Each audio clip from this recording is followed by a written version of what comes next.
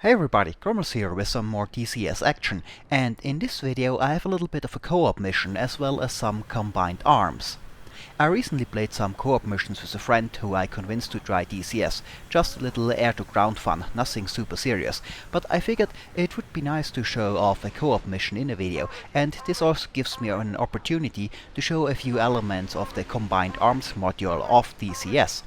Now, Combined Arms gives you the ability to control ground troops, tanks, APCs, anti-air units or artillery, for example, either commanding them on the map, like in a strategy game, or in first person.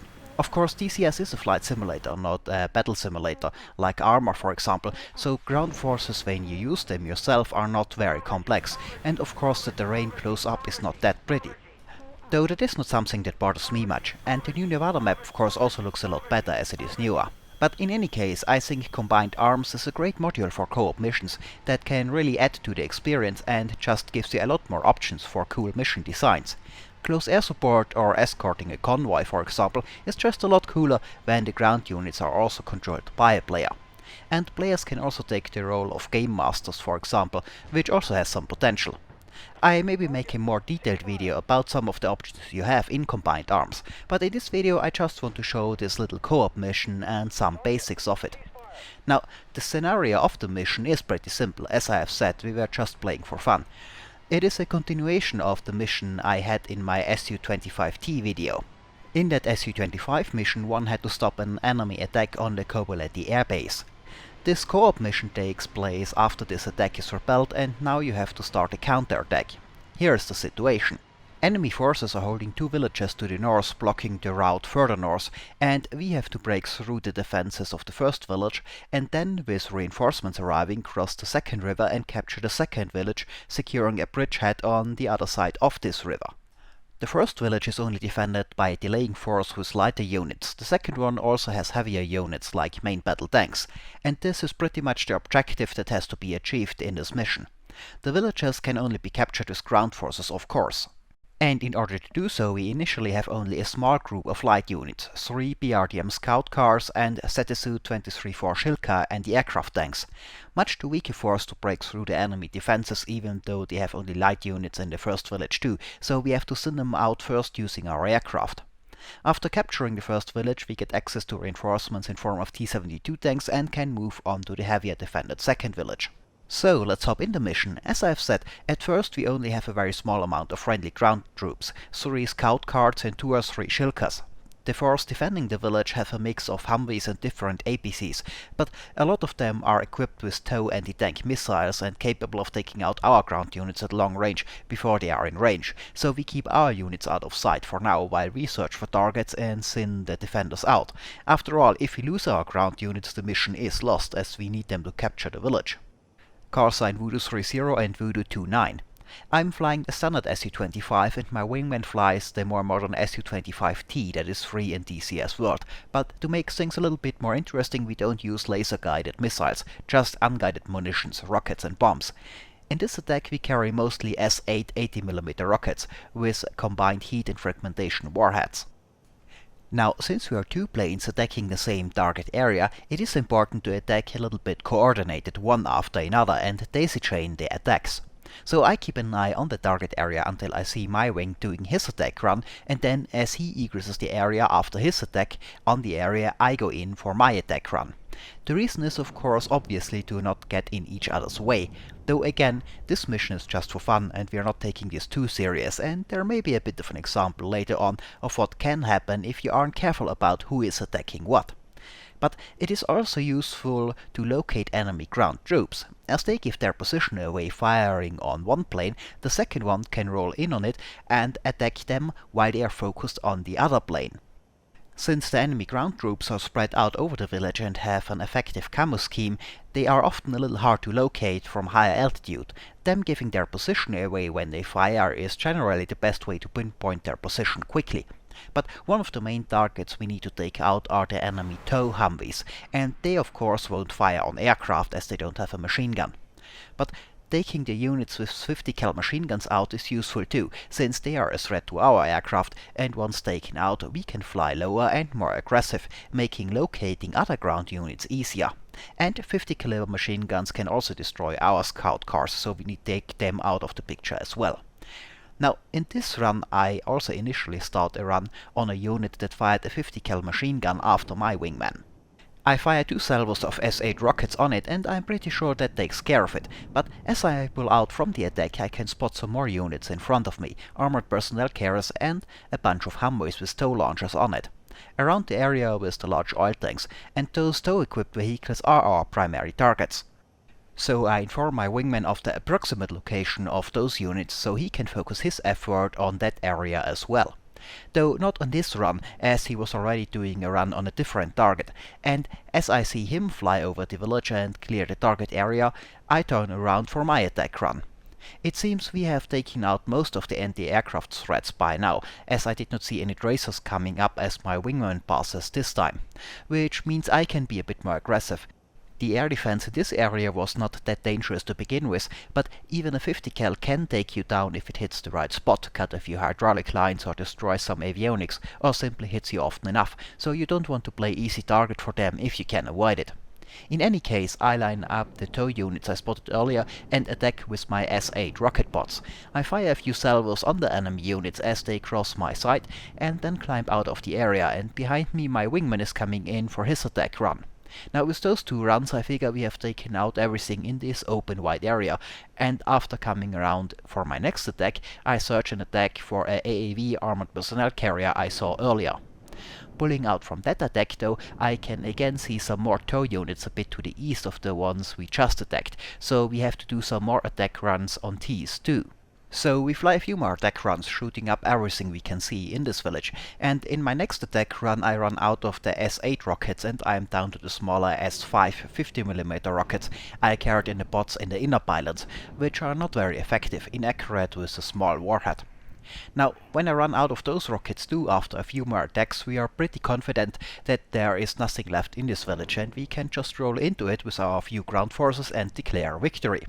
So I land my plane and take command of our small group of armored units. I send most of them into the village from the seaside, and I take control of a Shilka myself, while my wingman stays above in his Su-25 to provide cover in the, in our estimation, unlikely event that we run into any more trouble. Now, a tow missile missing my Shilka by less than a meter and a few explosions from near misses erupting around me were our first hint that that might have been an overly optimistic estimation. The rest of our ground forces that were advancing more to the west getting shot to pieces was the second clue. And soon the Shilka in which I am driving is the last friendly unit still up, which is a problem because, as I said in the beginning, we need a ground unit to capture the village. If we lose all, the mission is lost. Luckily I managed to take cover in defilade in a bit of a depression in front of the village before my Shilka gets hit. From here I'm mostly in cover with just enough of my vehicle above that I can look into the village. I can see a LAV with a tow launcher directly to my front, but I'm fairly certain that this one is already knocked out. I am however not 100% sure, and I don't want to test that theory by rolling out of cover to see if it fires a tow or not. So instead I mark the target with smoke and call for a rocket volley on this target. And shortly after that, my buddy's Su-25 comes in and fires a volley at the target, which pretty much confirms that it was already knocked out, so I move up a bit and make extra sure with my cannons, and then I go a little bit further and scan for other targets. Looking around in the village with my binoculars I can see at first only knocked out targets, but then I can spot one that is definitely not knocked out yet. It's an AAV armored personnel carrier next to the rails at the entrance of the city. I could most likely take this thing out myself as my 23mm cannons, but this thing does have a 50 cal machine gun and a 40mm grenade launcher, so with this Shilka being our last ground unit I don't want to take the chance, and I also fire a smoke round on this target, so air can take it out. The Su-25 is approaching from the northwest, firing at the AAV and taking it out shortly after. Now, with the AAV taken out, I can't see any more targets from this position, and I still don't know what fired the tow missiles at me earlier. I have to go into the village to take a closer look. I decide to take the bridge to the northeast, to enter the village and drive up the hill to my right to hopefully be able to take a look down into the village while still being in cover. I just reached the top of the hill and start to look around for targets when I suddenly start to take machine gun fire from the front. It luckily mostly hits the hill in front of me. At first I can't spot where it is coming from, but then I can eventually find another AAV hidden in the trees, almost invisible with its camo matching the color of the trees. But when I see him, I start to fire back with my quad 23mm cannons. The AAV in turn starts to fire its smoke screen as it takes hits. However, my air support has already seen him following the tracers and attacks the AAV, setting it on fire. I fire a few more bursts at it till it blows up. After taking his first AAV out, I look around a little bit and I can see that there's a second one I can see now a little bit further behind, which I also engage and destroy before I advance further into the village. Now I also find out where the tow missiles were coming from that attacked me earlier. There are still some tow Humvees left, surprisingly exactly in the open area close to the oil tanks where I thought we destroyed everything already. I managed to take them out though before they get the missile off, maybe they were also out of them by now, and we capture the village. Now, with this village captured, we get reinforcements from a few T-72 tanks to move on the second village. But this one is also heavier defended, not just light units, but also a good number of M60 and M1 main battle tanks, and the second village also has a more dangerous air defense with radar-guided Vulcan AA guns and some SAMs. Because of this more dangerous AA threat, I trade my Su-25 Rockwood in for a Su-27 flanker. It can't carry as much air-to-ground ordnance, but it is much faster and more difficult to hit for AA guns. So the plan is that I do diving attacks from high altitude, taking out AA threats I can spot, and then, when they are all taken out, I can land and get the Su-25 again to take care of the more heavily armored tanks. On the Su-27 I carry 12 100 kilo bombs on multiple ejector racks. I dropped them all at the same time though, and 2 500 kilo bombs, as well as 2 pods with S8 80mm rockets. Now my wingman has already started to attack and I can see at least one target already burning. As I look down and the Su-25 comes in for another run at lower altitude, a whole lot of guns start to fire and there are tracers everywhere, indicating enemy units. I assume that the single targets further to the rear are air defense units, and I start a diving attack on one of them to drop my 100 kilo bombs on it. I drop them as soon as I get launch authorization and the bombs come off the rack, and I climb back up. I get a lock warning from my radar warning receiver from the AA gun's radar and I can see multiple 20mm Vulcan Gatling guns fire in my direction. No SAMs yet though. Now, since I want to take those AA guns out fast, I turn around right away to drop my 500 kilo bombs on what I suspect is another AA gun emplacement. Now, remember what I said at the beginning of coordinating your attacks and waiting for your wingman to finish his run till you go in again. Well, I kind of forgot about this idea this time in my hurry to re-engage the enemy guns. So I turn around and pick a single unit a bit closer to the buildings as a target, since I assume the single units are most likely air defense units, with the ones further to the front in a line formation being tanks. Though I don't want to get close enough to make sure till I have taken out a few more AA units. In any case, I drop my 500 kilo bombs right on the target and start to pull up, and just when I do so I can see my wingman coming in for an attack run of his own, and looking back I can see rocket explosions around the same target I just dropped my bombs on. Well, what can I say, mistakes were made that day. Anyway, my wingman took some damage from a mysterious explosion of which origin I know nothing about. And to make matters worse, now a SAM unit decides to make its presence known and starts to fire after the damaged Su-25. Well, not much for me to do other than to roll in on the SAM unit to attack it. Being out of bombs now, I have to use my S8 rocket pods. So I bring the nose of my plane around and start to aim for the area where I saw the missiles come from and dive towards it. My wingman's Su-25, after having taken several hits, is sadly taken out, so he has to get another plane ready on the airfield on Kobuleti.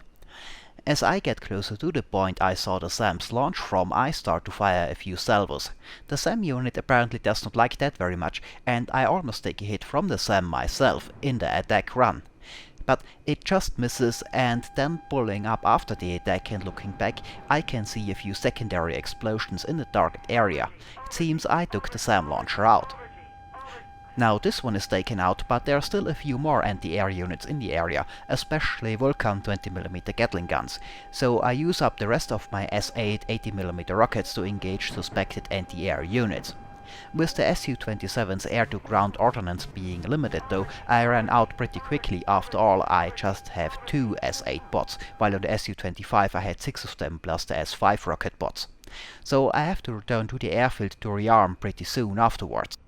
By now my wingman got the new Su-25T as well, and he is on the way back, while I rearm on the airfield.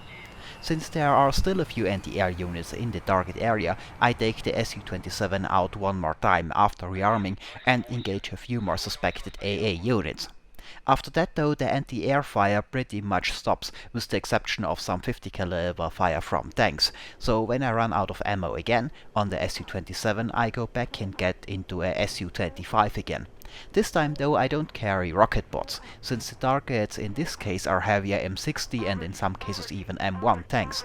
I tell the ground crew to refit with heavier S-24P rockets. Those don't come in pots, just one rocket per rail, and they are 240mm rockets with a hardened armor-piercing nose, as well as a large HE warhead, enough to take out the tank with a direct hit. And with those we decimate the enemy defenses a bit more before we call in the T-72 tanks to clean up. I again take command of the ground forces and advance over the bridge into the village with multiple T-72s, and with my wingman in his brand new Su-25 providing cover again. There were a small number of enemy tanks that we missed, and the T-72s took some casualties, fighting their way through the last defenders in the village. But after taking out a few more enemy tanks, the village is clear of enemy units, and we have secured our beachhead on this side of the river, and this mission is won. Well, and this is it for this video. I hope it could show off some of the things you can do with combined arms, though there is still a bit more I might want to feature in future videos. I really like to have this option of commanding and taking control of ground units. Especially in co-op missions, this opens up a whole lot of options for missions that you just can't do with just aircraft alone. I'm looking forward to trying those on the newer Nevada terrain as well. There you could even have tank fights in the middle of Las Vegas.